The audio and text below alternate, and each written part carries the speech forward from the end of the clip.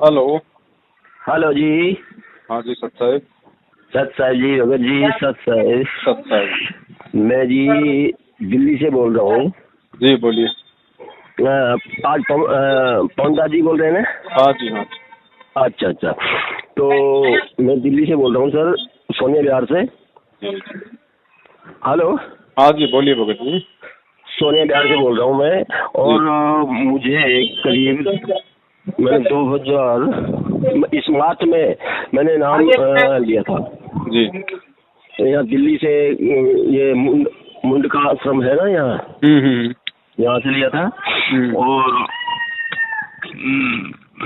नाम मतलब ले लिया नाम। और उस नाम लेने के बाद में 4 महीने बाद मुझे 5 नाम मिल गया। अच्छा। तो मतलब मैं घर वालों से परेशान हूँ बहुत ज्यादा, क्योंकि घर वाले तो रामपाल जी को ना गुरुदेव जी को गाली बकते हैं। और गुरु के नाम पे, गुरु का नाम जैसे आया और उनके तो मिर्चें लग जाती हैं अंदर से बाहर भीतर तक सरे, और मैं जल के राख हो जाता हूँ फिर वहाँ पे। तो मैं क्या करूं कि मेरा ये आप मुझे डायरेक्ट कहीं मिल सकते हैं क्या? डायरेक्ट तो भगत जी अभी मुश्किल है। मुश्किल है ना? हाँ कोई दिक्कत नहीं, परमात्मा फोन पे बातचीत करवा देंगे, ऐसी कोई बड़ी बात नहीं। समस्या बहुत भक्तों के साथ में है। मैं बस इस पर अच्छा, अब मैं रह भी ऊपर रहा हूँ उनके खतरे की वजह से, अलग रह रहा हूँ बिल्कुल एक कमरे में। पर आज अभी कल 5-6 दिन से लगातार झगड़ा हो रहा है। अब आज मैंने दोपहर को भी इसलिए खाना वाना नहीं खाया। मैं कहा भैया मैं नहीं खा रहा खाना, और खाऊंगा तो मैं कहीं बाहर से जाके खा लूंगा, कोई ऐसी बात नहीं है। और तुम अपना खाने को अपने पास रखो, खाओ तुम। तो बहुत परेशानी आ रही है मुझे मेरी भक्ति में। जहाँ भी देखो पहले गुरुदेव जी की बात चल जाएंगी और फिर गाली बकेंगे गुरुदेवों को और संतों को और रामपाल को और कबीर को, सबको मतलब गाली बकना चालू कर देंगे। और वो मान नहीं रहे हैं किसी तरीके से। मैंने खूब कोशिश कर ली, मगर ये मेरे तरफ मेरी लाइन में आ जाए, किस तरीके से आ जाए, लेकिन आ नहीं रहे हैं। क्या करूँ? आपने क्या सोच रखा है? मैंने ये सोच रखा है कि मैं अब मैंने कह दिया था मुझे, भैया अगर ऐसे ही रखोगे तो मैं या तो यहाँ से जगह चेंज कर दूंगा, बदल दूंगा जगह। मैं यहाँ नहीं रहूंगा ऐसे। शादीशुदा हो या सिंगल हो?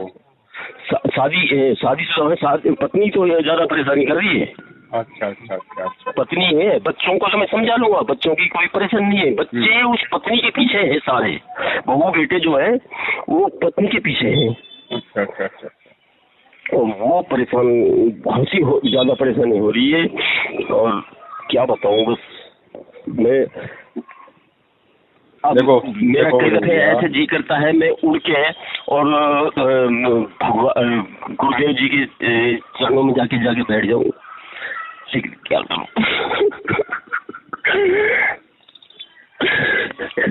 नाम कब लिया बाबा जी? 8 महीने हो गए। 8 महीने? तो आपने इन लोगों से कुछ बातचीत की जहाँ से नाम दीक्षा ली या जो आपके मैनेजमेंट वाले? उनसे कोई बात नहीं चली, उनसे मैंने बात नहीं करी। मैं गलती से, अब आपकी जो मैंने वीडियो देखी है ना, तो मैं लग रहा हूँ यार, मैंने तो गलती से यहाँ से मुंडका से नाम ले लिया, या यहाँ से रोनी ऐसे नाम गलती से ले लिया। अब मुझे गलती से ले लिया वो तो ये गलती हो, भगवान माफ करते हैं सब, लेकिन नाम जो है वो ओरिजिनल है। नाम में कोई दिक्कत नहीं है, उसकी मैं जाप करता हूँ सब कुछ। तीनों टाइम की आरती रमेणी और संध्या आरती, सुबह की आरती, सब कुछ करता हूँ, कंप्लीट हूँ वैसे अपने उसमें। लेकिन फिर भी काल तो अपना देखो रंग दिखाता ही है। अब मुझे लग रहा है जैसे मेरे घरवाली से झगड़ा हो जाता है ना, तो मेरे नाम में खंडित का सा कुछ कभी कभी मुझे शंका सी हो जाती है कि कहीं नाम तो खंडित नहीं हो गया यार, इनसे झगड़ा करा है मैंने, और जबकि भगवान के आदेश नहीं है कि झगड़ा घर वालों से झगड़ा करो। देखो भगत जी ऐसा है, थोड़ा ध्यान से सुनना। आप जी कहाँ हो अभी? आप जी कहाँ हो? थोड़ा शोर शराबा ज्यादा हो रहा है। मैं कह रहा हूँ थोड़ा शोर शराबा ज्यादा हो रहा है यहाँ। हाँ यहाँ तो कोई भी नहीं है। क्या पता, बच्चों की सी आवाज आ रही थी। ना ना ना, कुछ भी नहीं है, कहीं भी नहीं है। चलो वो तो चलिए, एक ढोल जरूर बज रहा था कहीं दूसरी गली में जाके। कोई बात नहीं, कोई बात नहीं। देखो बड़े भैया, जो समस्या आपके साथ में है वो बहुत सारे बहनों के साथ में भी है, बहुत सारे भाइयों के साथ में भी। हाँ और आप थोड़ा ध्यान से सुनना भगत जी। हाँ, और एक बात और कही उन्होंने मुझसे कि लड़ाई हुई थी ना जब, कहने लगा तुम्हें एक अपनाना पड़ेगा, या तो मुझे अपना लो या रामपाल को अपना लो। मैं कहा भैया मैं आज से तुम्हें छोड़ रहा हूँ, मैं अपने गुरुदेव को नहीं छोड़ सकता। हाँ देखो बड़े भैया, बात अब ऐसी है, हाँ आपने परमेश्वर से नाम दीक्षा ले रखी है, हाँ भक्ति आप कर रहे हो, बिल्कुल। तो ये तो है नहीं कि परमात्मा आपकी परेशानी से अनजान है, मालिक को भी पता है। अनजान नहीं है, लेकिन मुझे कोई प्रॉफिट आज तक, एक जैसे प्रॉफिट होते हैं ना लोगों को, हो रहे प्रॉफिट फायदे होते हैं या कोई भी चीज में, मुझे जैसा मैं पहले आज से 8 महीने पहले था दूसरी भक्तियों में लगा हुआ था, वैसा ही आज भी हूँ। आन भक्ति कोई नहीं करता हूँ, कैसी भी न बात करता हूँ किसी की चीज की। भगत जी यही भगत जी यही हमारी सबसे बड़ी कमी है, ये कहना कि आज तक मुझे कोई प्रॉफिट नहीं हुआ। हाँ मतलब देखो देखने में ओरिजिनल कुछ भी हो वो भगत जी हमें दिखाई नहीं दे रहा है। इसका मतलब ये नहीं कि ये क्योंकि हमारे आंखों पे चश्मा दूसरा चढ़ रहा है ना थोड़ा। और क्या पता भगत जी आपका जीवन ही नहीं था, क्या पता इन 8 महीनों में आपकी जीवन लीला समाप्त हो जानी थी, आपका आगे जीवन ही शेष नहीं था। क्या पता परमेश्वर ने आपके किसी पुण्य कर्म के चलते आपको अपने शरण में लिया, जैसे भी लिया आपकी जीवन हो सकता है परमात्मा ने एक्सटेंड कर रखा हो। हम ये कैसे कह सकते हैं कि हमें लाभ नहीं मिला? क्या पता हमारा एक्सीडेंट हो जाना था, हमारा पैर फ्रैक्चर हो जाना था, ये भी हो सकता है ना। अब देखो भगत जी, इस चीज का जो समाधान है ना वो क्या है, आप थोड़ा सा ध्यान से सुनना भगत जी। हाँ दास ये कह रहा था कि भगत जी नाम दीक्षा आपने ले ली, परमात्मा की शरण में आप आ गए, अब आपको क्या समस्या है, क्या दुख है, क्या परेशानी है, ये तो हो नहीं सकता कि उस परमात्मा को नहीं पता। उसको सब पता है, वो सर्वज्ञ अंतर्यामी है। बिल्कुल। उसके बाद भी यदि वो परमात्मा आपको किसी तरह की कोई राहत आपके इस पारिवारिक झगड़े से, इस कलह से यदि नहीं दे रहा है तो उसका रीजन क्या है भगत जी? हमें रीजन समझना है। हमें परमेश्वर को किसी भी तरीके से ये जो है मतलब वो दोष नहीं देना कि भाई मैं भक्ति भी कर रहा हूँ और मुझे परमात्मा किसी प्रकार का कोई लाभ नहीं दे रहा। इसका सबसे बड़ा रीजन ये है, आप उस परमात्मा के संकेत को समझो कि परमात्मा आपसे चाहता क्या है। अच्छा, क्योंकि भगत जी इस भक्ति मार्ग में आने के बाद में किसी भी समस्या का यदि कोई समाधान है तो वो समाधान है उस परमात्मा का ज्ञान। आपने, क्योंकि वो परमात्मा आपको अपने पैरों पे खड़ा होता हुआ देखना चाहता है। भक्ति मार्ग में पैरों पे खड़े होने का मतलब है कि भक्ति मार्ग में यदि कोई समस्या आ जाती है, कोई परेशानी आ जाती है, तो मेरा बच्चा मेरे ज्ञान को आधार बना के अपने लेवल पे उस समस्या का कोई समाधान निकाले। तो परमेश्वर चाहता, क्योंकि भगत जी हर बार यदि हम परमेश्वर पे ही डिपेंड हो जाएंगे और यदि, क्योंकि क्या होता है, जैसे मान लीजिए मुझे कोई रोग है और मैं किसी डॉक्टर के पास गया और डॉक्टर ने मुझे बता दिया बेटा ये खाने की टैबलेट है, ये पीने की दवाई है, तुझे ऐसा करना है, ये तेरे नियम है, ठीक है, मैंने तेरा ऑपरेशन कर दिया, जाओ अपने घर पे, अगर नियम में रहोगे, टाइम टू टाइम दवाई खाओगे तो आपको लाभ मिलेगा। अब हम क्या करें, जब भी कोई पेट में दर्द हो जाए, कोई वैसे कोई बेचैनी हो जाए, तो हम डॉक्टर की गोली दवाई को तो ना खा के हम डॉक्टर के पास जाएं, हम दौड़ के, या हम उसको फोन करें कि डॉक्टर साहब मेरे तो पेट में दर्द हो रहा है, डॉक्टर साहब मुझे तो ये समस्या हो रही है, तो वो समाधान नहीं है। ठीक है, समाधान है गुरु जी का ज्ञान, और परमात्मा चाहता है कि इस ज्ञान को आधार बना के मेरा बच्चा स्वयं इन परिस्थितियों का सामना करे। और सुनो भगत जी, ज्ञान परमात्मा इसीलिए देता है, इसीलिए परमात्मा बार बार कहते हैं कि भाई नाम लेने में जल्दबाजी मत करो बिल्कुल भी, मैं कहीं नहीं भागा जा रहा, मैं तुम लोगों के लिए ही आया हूँ। तुम मुझे कोई बूढ़ा हुआ मत समझो, तुम मुझे कोई वृद्ध मत समझो, मैं तुम लोगों से पहले नहीं जाने वाला। इसलिए परमात्मा कहता है कि पहले ये सत्संग सुनो अच्छे से, गहराई से। सत्संग सुन के 50% तुम लोगों को जीवित मरना पड़ेगा। 50% जीवित मरने का मतलब है चाहे हमें कोई घर वाले परेशान करें, चाहे कोई पड़ोसी हमें किसी फालतू में परेशान करे, या अन्य हमें कोई शारीरिक दिक्कत हो या कोई आर्थिक दिक्कत हो, तो हमने उन चीजों का उस परमेश्वर के ज्ञान को आधार बना के कि भाई मेरा संस्कार ही ऐसा है, मेरा प्रारब्ध ही ऐसा है, मेरा भाग्य ही ऐसा है, मेरे ही कोई ये खोटे कर्म है।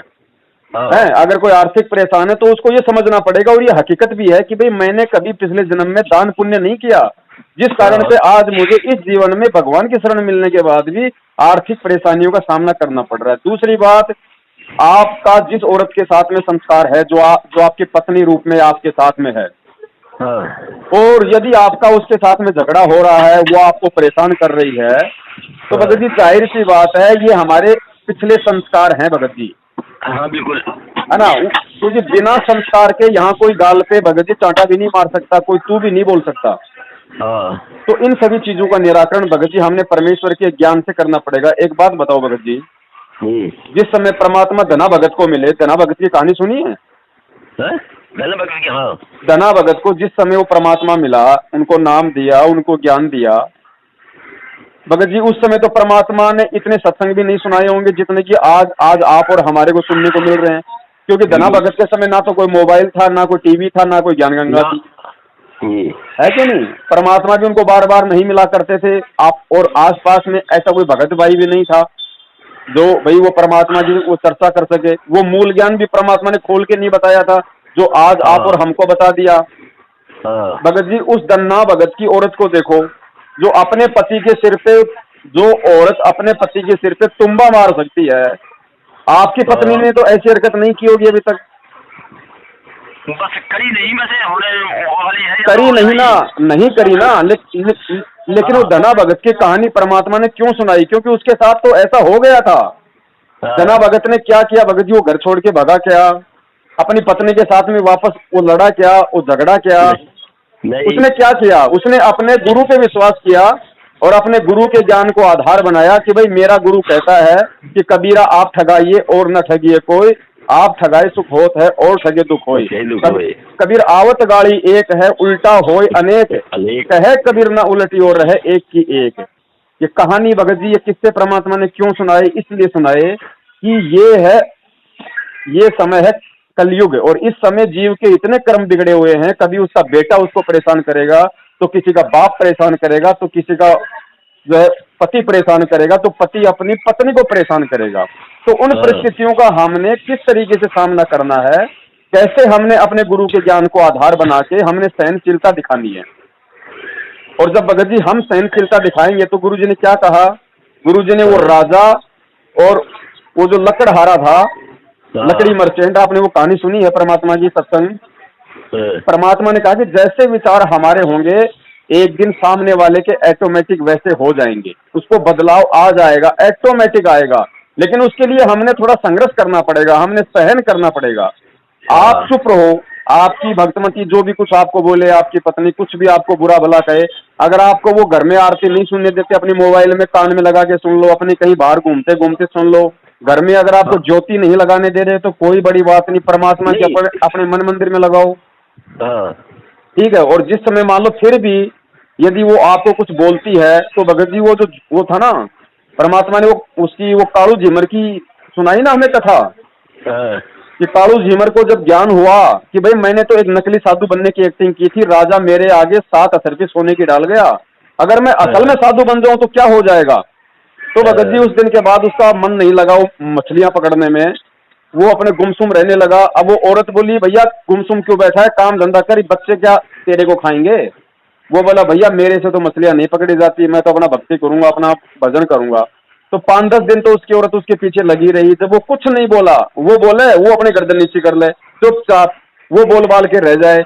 8-10 दिन बाद के उसने कहा कि ठीक है इसको मरने दो, तू जहाँ जाना चाहता, जहाँ अपनी भक्ति करना चाहता तू कर, हम तेरे को कुछ भी नहीं कहेंगे।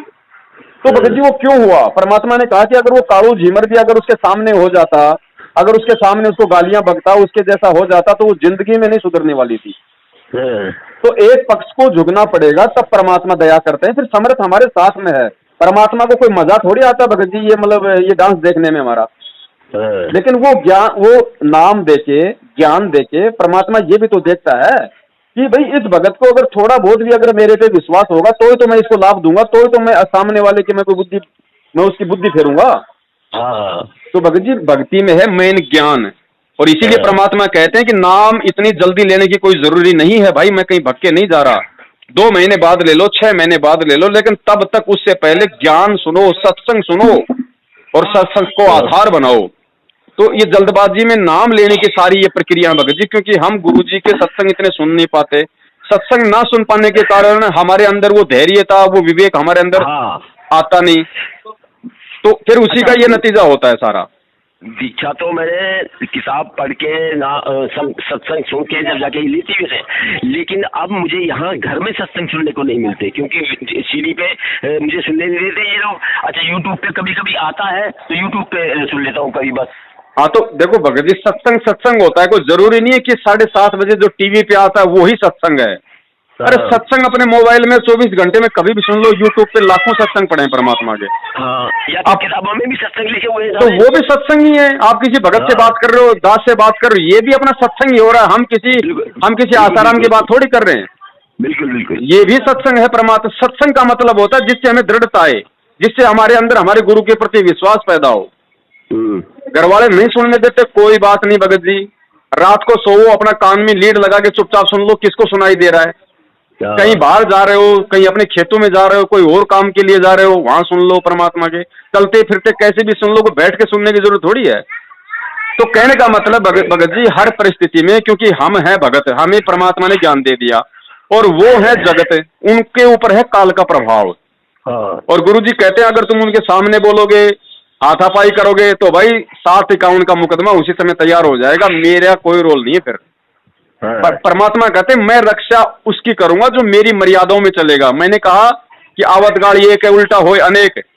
सामने वाला तुझे गाली बक रहा है, तुझे बुरा भला कह रहा है, तू चुपचाप रह, तो मैं तेरे साथ में हूं, तेरे सामने खड़ा हूं मैं दीवार बन के। तो हमें सहन करना पड़ेगा। फिर हम सहन किसके लिए कर रहे हैं भगत जी? अपने परमात्मा के लिए, अपने आत्म कल्याण के लिए। तो जब फिर गुरु जी कहते हैं कि भाई कबीरा मेरे भगत को दुख ना दीजिए कोई, मेरा भगत दुखी तो मैं दुखी, मेरा आपा भी दुखी होए। जब हम इतना सहन करेंगे और सामने वाला इतनी जाति करेगा, तो परमात्मा भगत जी हिरणाकुश की तरह छाती फाड़ देता है। तो परमेश्वर उनको भी सद्बुद्धि देंगे भगत जी, वो भी मालिक के ही बच्चे हैं, वो किसी और के नहीं है। बट ठीक है, आपका संस्कार गुरु जी से जुड़ने का जल्दी आ गया तो आप जुड़ गए। हो सकता है आपसे पहले उनका संस्कार आ जाता और बल्कि आप नहीं मानते, तो उनको भी तो आज भगत जी सहन करना पड़ता आपकी बातें। हाँ बिल्कुल बिल्कुल। तो भगत जी हमें थोड़ा सा ज्ञान को आधार बना पड़ेगा। वो जब ज्यादा बोले, उल्टा बोले, तो आप भगत जी चुप रहो, शांत रहो, मन में किसी प्रकार का माथे के ऊपर कोई शिकन भी मत लाओ। मालिक की दया से परमात्मा से अंदर ही अंदर प्रार्थना करते रहो कि परमात्मा आप ही की बेटी है, बस फिलहाल आपको ये पहचान नहीं पा रही। भगत जी आप देखना 10-15 दिन में वो परमात्मा ऐसी दया कर देगा, या तो आपको बोलना बंद कर देंगे या फिर वो आपको सहयोग देना शुरू कर देंगे। परमात्मा उनको कोई ऐसा अमल के झटका दे देगा। तो इसका समाधान केवल यही है भगत जी, ज्ञान ही समाधान है। और मार्केट में कोई टैबलेट थोड़ी मिलती है भाई, अगर घरवाली ज्यादा परेशान करे तो मार्केट में कोई ले आओ टैबलेट खा लो। तो इसलिए गुरु जी कहते हैं भगत जी ज्ञान को आधार बनाओ। अच्छा मेरा थोड़ा सा ना, जैसे मैं मुंडिका गया था जी, आश्रम में गया था मुंडिका, एक आदमी के, एक भगत के साथ गया था। तो वहाँ पे मैंने 100 रुपए दान कर दिए थे जी। तो उस दिन के बाद में बेचैनी सी रहने लगी कुछ। अब क्यों, अब आपके जो 2-4 मैंने वीडियो सुनी है ना, सब मेरा हो गया है कि यार ये जो जितने नामदान केंद्र हैं, आश्रम है, ये सारे मतलब विद्रोहियों ने कर रखे जी। तो वहाँ से मतलब मुझे ऐसा लग रहा है जैसे कि भाई कोई नाम खंड या वैसे कोई काम तो नहीं हो गया है। वो 100 रुपए जो दान कराए मैंने वहाँ पे। देखो भगत जी जब तक हमें ज्ञान नहीं होता है, हमें कोई सच्चाई का पता नहीं होता है, तब तक गुरु जी कहते हैं चाहे धोखे से आपको, चाहे कोई आपको ठंडे पानी में जो है कि बियर घोल के पिला दे, आपको चाहे वो शराब पिला दे, चाहे सब्जी के भरोसे आपको मांस खिला दे, धोखे से या अनजाने में वो गलती हो जाती है, उससे नामखंड नहीं होता है। आपने जो पैसा दिया निश्चित रूप से आपके पैसे का दुरुपयोग हुआ है, लेकिन आपको नहीं पता था, आपने तो अपने गुरुदेव की निमित्त दिया, तो वो उसमें दोष आपको नहीं। लेकिन आज आपको सच्चाई का पता चल गया। अब यदि हम 1 रुपया भी किसी को देंगे गुरु जी के आने तक, तो हम दोषी हैं भगत जी, उसका हमें प्रतिफल फिर भोगना पड़ेगा। नहीं, आपकी वीडियो सुन के ये इस बात की पूरी अकल होगी कि जितने भी जो नामदान खुले हुए हैं ये सारे ड्रामे हो रहे हैं यहाँ पे। ये तो भगत जी, ये तो हम तो पिछले 6 साल से चिल्ला रहे हैं भगत जी। और आप भगत जी, मैं आपको गारंटी देता हूँ, आप यही समस्या अपनी मैनेजमेंट के नंबरों पे फोन करके बताओ, आपको दो ही बात बताएंगे। वो पहली बात तो ये कहेंगे कि भगत जी अपनी भक्ति बढ़ाओ, अपनी भक्ति बढ़ाओ। अरे भक्ति क्या खाक बढ़ाओ, जब घर में कलह हो रही है तो भक्ति क्या खाक बढ़ेगी? वो आपको कोई समाधान नहीं बताएंगे इस बात का। या फिर आप कुछ ज्यादा बोलोगे तो बोलेंगे ठीक है भाई, आपकी प्रार्थना लगाएंगे। फिर आपकी प्रार्थना का जवाब आएगा कल फिर जवाब में क्या बोलेंगे? गुरुजी ने कहा कि ज्योति संकल्प कर दो, जो नामदान पे मुंडका में आप जो ज्योति करो। ऐसा भगत जी, समाधान केवल ज्ञान है और कोई समाधान नहीं है इस चीज का। अच्छा, इसलिए परमात्मा ने 27 साल से क्यों रात दिन परमात्मा ने दुनिया की गालियां खाई ये सत्संग करने के लिए? क्यों परमात्मा आज वहां पे जेल में बैठे हुए हैं? इन सत्संगों के कारण ही तो बैठे हुए हैं, क्योंकि परमात्मा ने बताई सच्चाई, लोगों को वो अच्छी नहीं लगी। अच्छा, इस पे डिस्कस होती है क्या? जैसे गुरुदेव कब तक बाहर आ सकते हैं कुछ? भगत जी देखो, ऐसा है, जब हमें ज्ञान समझ में आएगा तो ज्ञान समझ के हमें फिर ये गुरु समझ में आएगा। हाँ, सबसे पहले तो हमें ज्ञान समझना जरूरी है, क्योंकि बिना ज्ञान के ना तो गुरु समझ में आएगा ना ये भक्ति समझ में आएगी। हाँ। तो जब ज्ञान हमारे समझ में आएगा और फिर हमें गुरु समझ में आएगा, फिर मालूम पड़ेगा कि गुरु होता कौन है।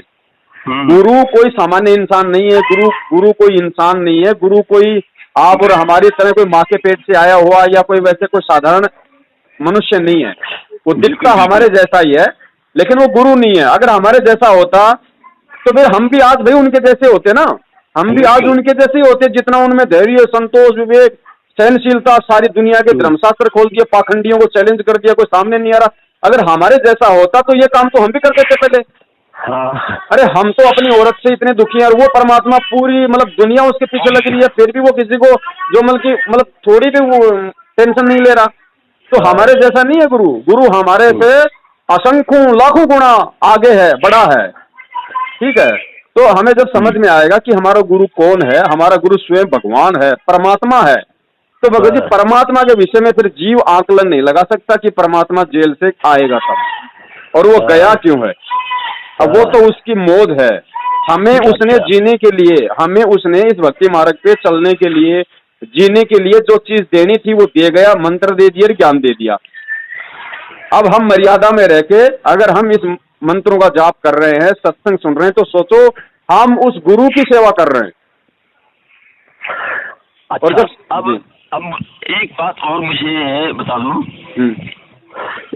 मतलब जैसे यहाँ मंत्र जाप करने का, बैठने का, जैसे सतनाम का कितनी देर में और कितनी जल्दी में जाप करना है, वो थोड़ा सा मतलब मेरे यहाँ का सिस्टम समझ में आ जाए ना।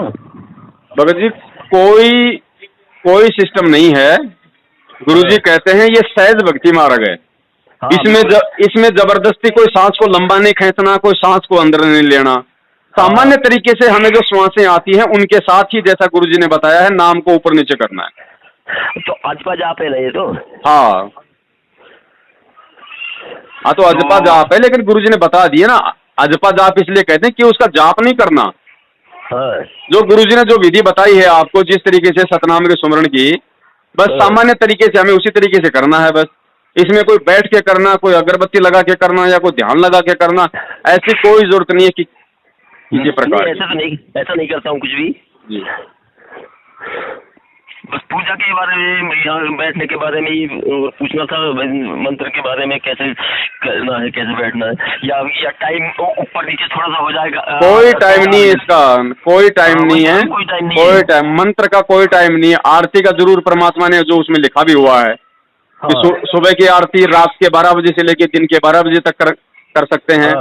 दोपहर की आरती दिन के 12 बजे से लेकर रात के 12 बजे तक कर सकते हैं।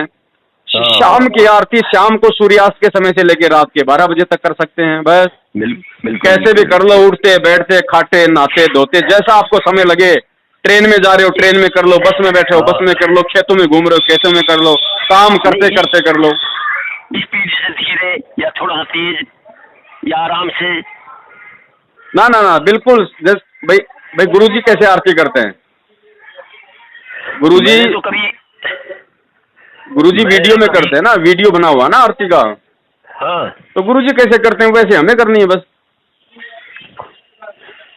और अगर आपको आरती करने का समय नहीं मिले तो आप मतलब कि सुन भी सकते हो, कोई जरूरी थोड़ी कि मुंह से बोले हम। अच्छा अच्छा। आप मोबाइल में लगा के अपनी जेब में रख लो, आप अपना काम भी करो, अपने शब्द में ध्यान रखो कि परमात्मा क्या बोल रहे हैं बस। अच्छा अच्छा। ऐसा नहीं है कि एक जगह बैठ के करना है या फिर हमें तो बोल के ही करना है। समय है तो बैठ भी जाओ और बोल के भी कर लो, नहीं समय है तो अपना जो काम कर रहे हो उस काम के साथ साथ कर लो। तो बैठ के तो मैं इसलिए करता हूँ कि मेरे पास टाइम है, और फिर मैं खड़ा होके या टहल के क्यों करूँ, फिर जब मेरे पास टाइम ही है तो। हाँ टाइम है तो कोई दिक्कत नहीं, बैठ के कर लो आराम। क्योंकि मेरे पास काम नहीं है, मैं काम से विहीन हूँ। कोई दिक्कत नहीं, जैसा आपको सुविधा हो, जैसी देश काल परिस्थिति हो उसके अनुसार हम ये कर सकते हैं। परमात्मा इससे नाराज नहीं होता, परमात्मा सर्वज्ञ है, वो जानी जान है, उसको पता है कि भाई इसको क्या प्रॉब्लम है, क्या समस्या है।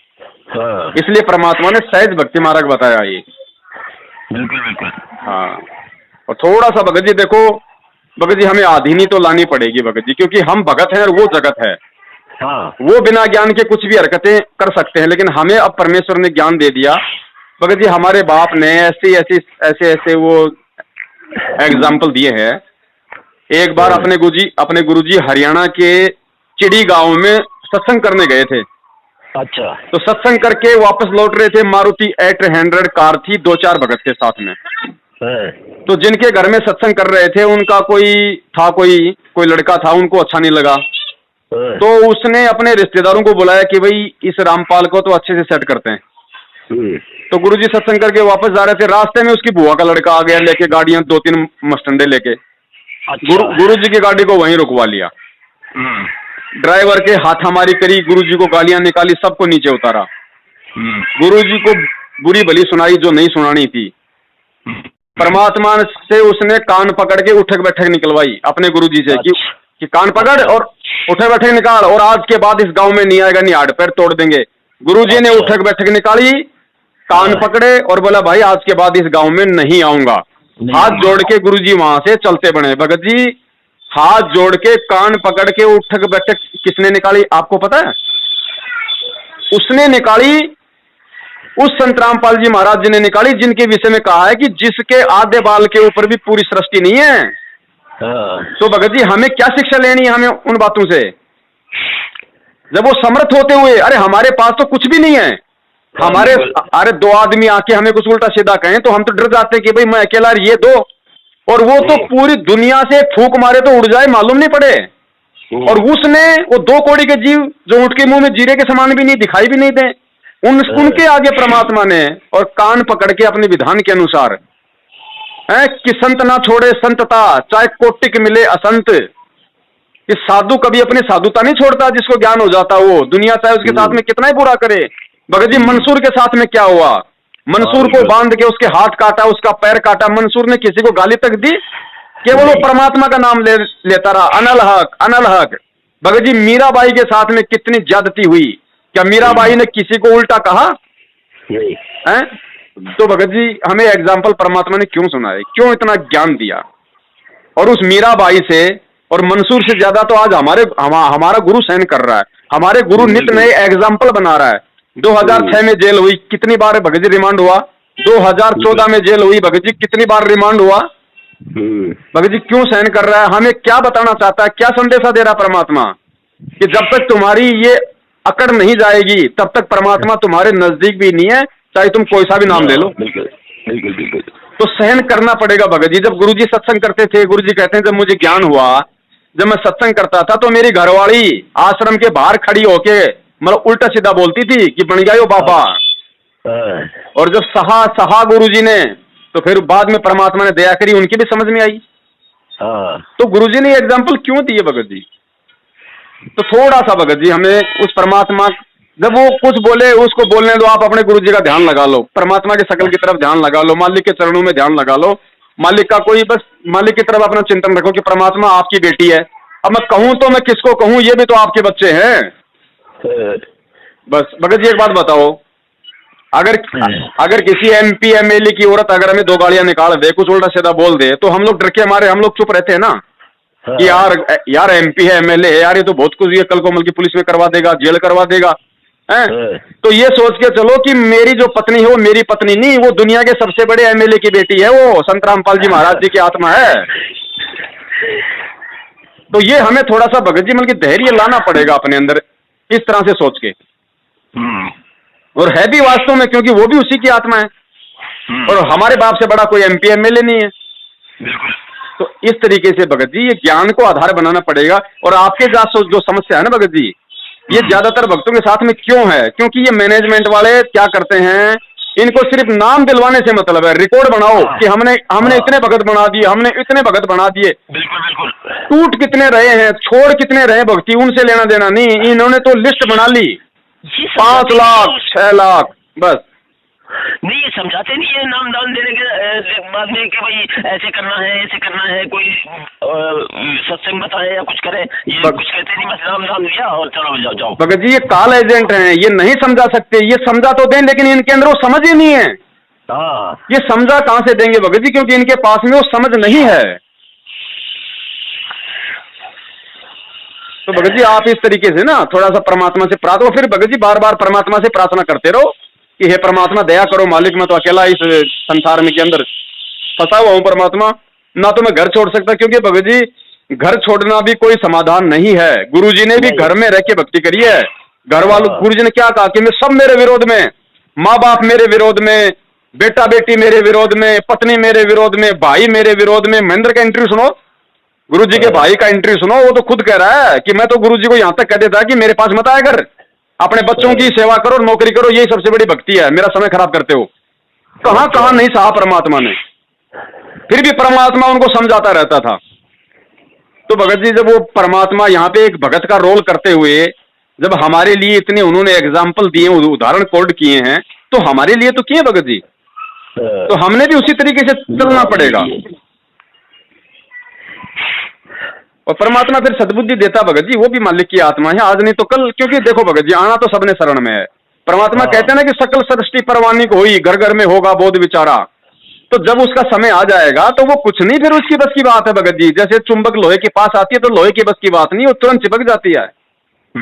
तो जब इनका समय आएगा, लेकिन आज यदि आप इनके विरुद्ध बोलोगे, इनके सामने बोलोगे, उल्टा सीधा बोलोगे, और जब ये कल को इनको ज्ञान होगा और ये परमात्मा की शरण में आएंगे, तो सोचो उस समय आपकी क्या इज्जत होगी। ये कहेंगे रे नालायक, हमें तो ज्ञान नहीं था, लेकिन तुझे तो हमारे से पहले ज्ञान और नाम मिल गया, तेरे अंदर वो बुद्धि क्यों नहीं आई? तूने हमारे, चलो हमने तो बिना ज्ञान के तुम्हें उल्टा सीधा कहा, लेकिन तेरे को तो ज्ञान था, तू क्यों हमारे बराबर होता था? है क्या नहीं? तो वो नहीं सुधरेंगे भगत जी, फिर वो नहीं समझेंगे। तो हमने इसका अंत में यही निचोड़ है। परमात्मा कहते हैं भैया कर्म सन्यासी से कर्म योगी होकर भक्ति करना ज्यादा श्रेष्ठ है।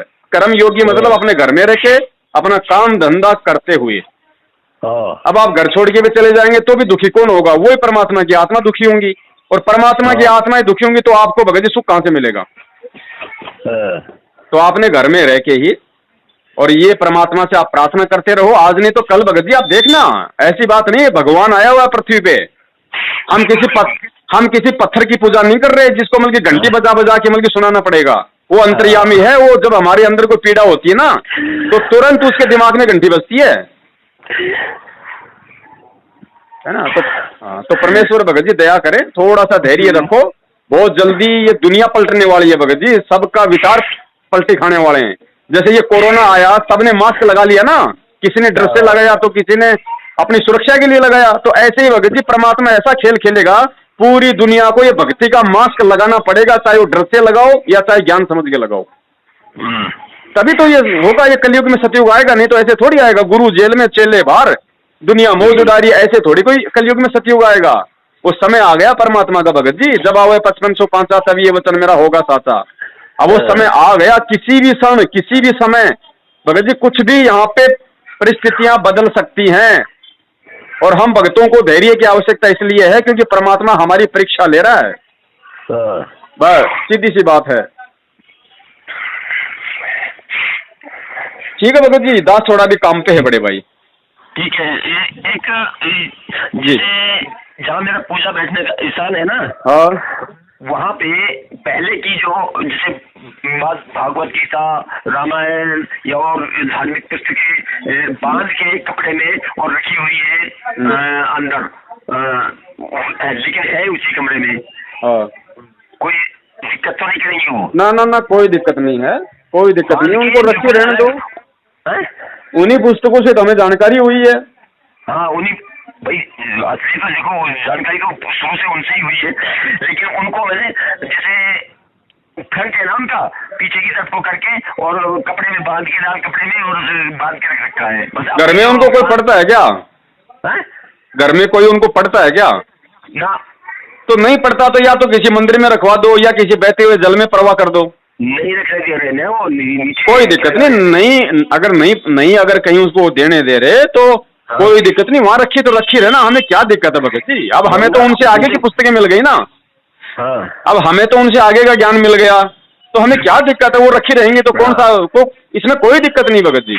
अब वो कह रहे चलेगा, तुमने तो वो सारी किताबें छोड़ के, तुमने तो पाठ पूजा छोड़ के, व्रत छोड़ के, एकादशी का व्रत करते थे, ये करते थे, वो करते थे, सब छोड़ के और रामपाल के पीछे लग गए। बस वो ज्ञान से ही थोड़ा क्या है कि भगत जी उनके समझ में नहीं आ रही है। अब परमात्मा दया करेंगे तभी समझ में आएंगी, आप और हमारे समझाने से भी समझ में नहीं आएगा। हाँ, है क्या नहीं? हमारे समझने से नहीं समझेंगे वो। हाँ, ऐसे ऐसे लोग हैं जो गुरु जी को गालियां निकाला करते थे, और जब उनके समझ में आया और उनका समय आया परमात्मा से जुड़ने का, तो गुरु जी से आके चरणों में लोट लोट के रोते हैं भगत जी कि परमात्मा हमने कितने कर्म बिगाड़ लिए। तो समय का इंतजार करो, इनका भी समय निश्चित है, उसी दिन आएंगे ये परमात्मा की शरण में। तब तक हम इस ज्ञान का थोड़ा धैर्य के साथ में थोड़ा सा हम परिचय दें। हमारे स्वभाव को देख के भी बच्चों पे असर पड़ेगा भगत जी। है कि नहीं? तो परमात्मा हमारे साथ में है, दूर थोड़ी भगत जी ना। हम थोड़ा सहन करेंगे तो परमात्मा पता नहीं हमारे लिए भगत जी क्या क्या कर दे। परमात्मा कहते हैं जब तू चाल एक कदम मैं चालू कदम 60, और जब तू हो जा काठ का मैं हो जाऊं लोहे की लाठ। तो परमात्मा भगत जी हमारे आगे पीछे ढाल बन के खड़ा हुआ है। थोड़ी सी हिम्मत करो। गुरु जी कहते हैं जब 250 साल पहले मीराबाई ने राजपूतों के परिवार में जन्म लेके समाज से इतना संघर्ष किया, तो उसके 4 हाथ पैर थोड़ी थे। जब मीराबाई अगर भक्ति के लिए संघर्ष कर सकती है, तो हम तो ऐसे युग में जी रहे जहाँ पे अब तो सरकार ने भी कई ऐसे धाराएं और विधान बना दिए कि कोई किसी को नाजायज परेशान नहीं कर सकता।